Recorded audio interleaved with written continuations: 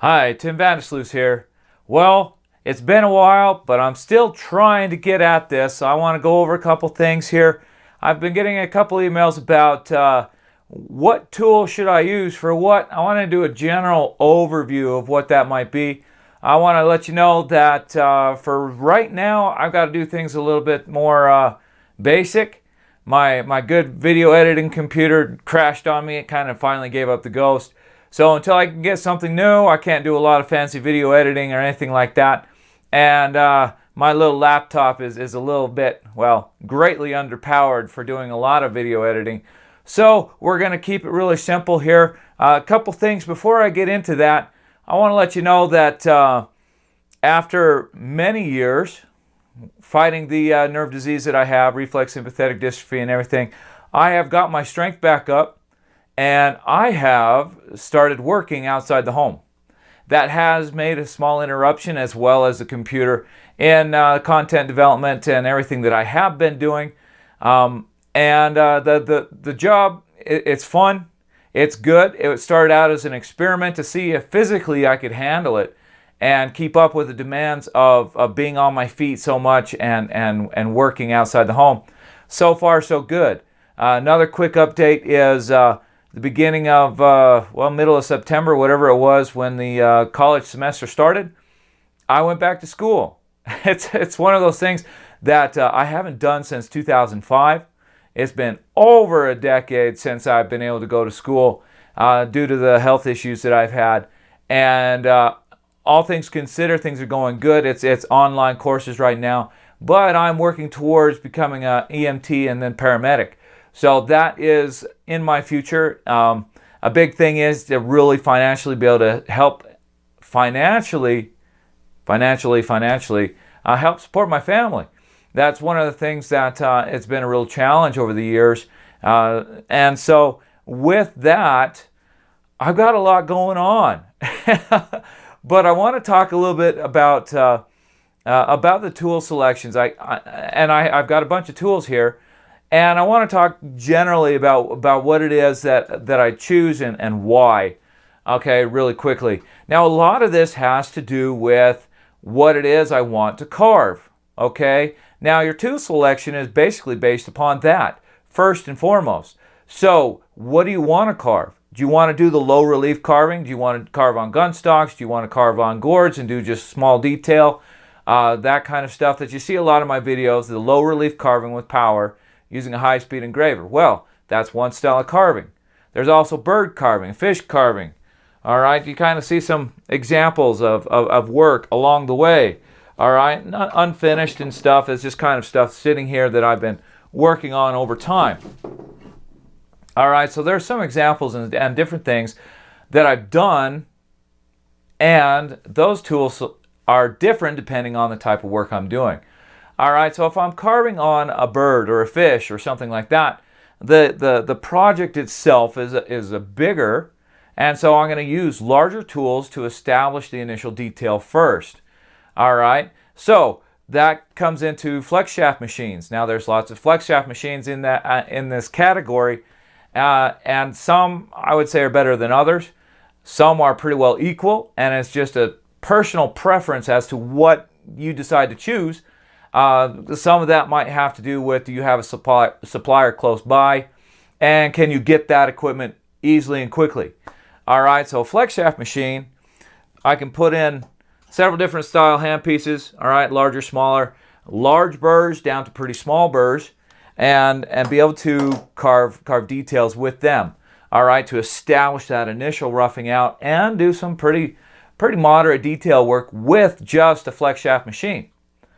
If I want to take the detail a little bit further and make it even more detailed or have more control, which is really the key here, is more control over the tool, I will move to a microcarver. All right, now a microcarver spins at higher RPMs but has less horsepower than a flex shaft machine. This is really great for doing that intermediate to finished roughing out, okay, the final details of the roughing out stage and into the fine details. All right, with this I can put on a lot smaller burrs. Then I can really effectively use with a flex shaft machine and have control over that.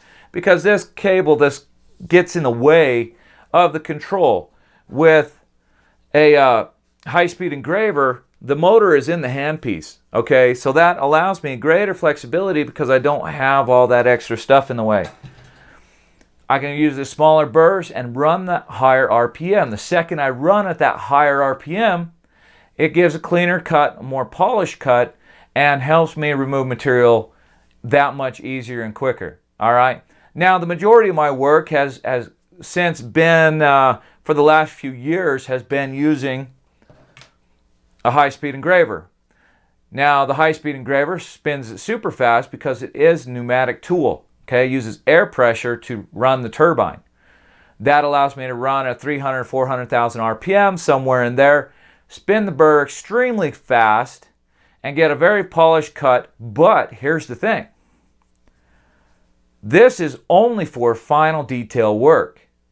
All right, you can do some small roughing out of certain areas and stuff like that, as long as the project area is small. If you're going to get into something bigger, you're better off moving to something in a larger tool range, like the flex shaft machine or the high-speed engraver or the micro carver, to simply speed up the process and make sure you don't harm the tool.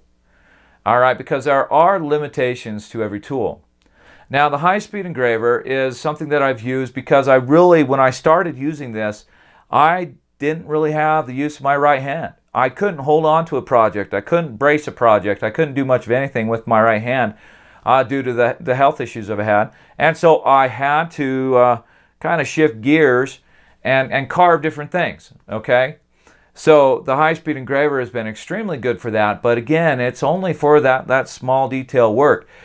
If I'm going to carve more than about 3/16 inch deep, perhaps a 1/4 inch deep, I can do some of that with this, okay? I can go and do finished details on anything with this, but it's just the finished details, not the roughing out. So, depending on what it is you want to carve, you might choose one tool over another, or a combination or pairing of the different tools together, okay? Bird carving, fish carving, larger project carving. Even if you're going to, for example here, let's say you're going to do chainsaw carving. All right, well, you start out with a big chainsaw and you work down to a smaller chainsaw and maybe a angle grinder.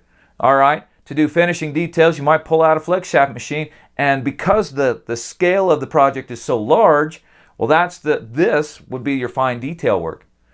All right, so depending on that scale of the project is really going to determine your choice of tools. So keep that in mind, that it's not really that one tool is better than another.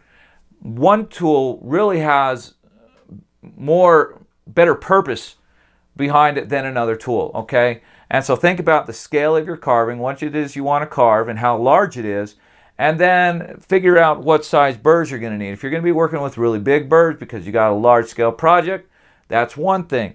If you're going to work on a gun stock, all right, this is on walnut. If you're going to put fish scale on a gun stock, well, that scale is really, really small. All right, the gun itself might be really big, but the area and the depth of your carving, okay, that scale is much smaller. So the tool gets smaller. You can do this with just about anything, but to keep things moving quickly, to ease of carving and just enjoyment of carving, a high-speed engraver is much more effective at doing this than a flex shaft machine. Although the microcarver can do everything that the high-speed engraver can, the extra RPM that the high-speed engraver gives you just makes the cut easier, and it's more enjoyable. At least that's what I find. All right, so let's just give you some ideas and kind of spread out, okay, what tool should I use? That's basically what we're looking for. Okay, so with that, be safe, have fun, and enjoy all your power carving experiences. We'll talk to you soon.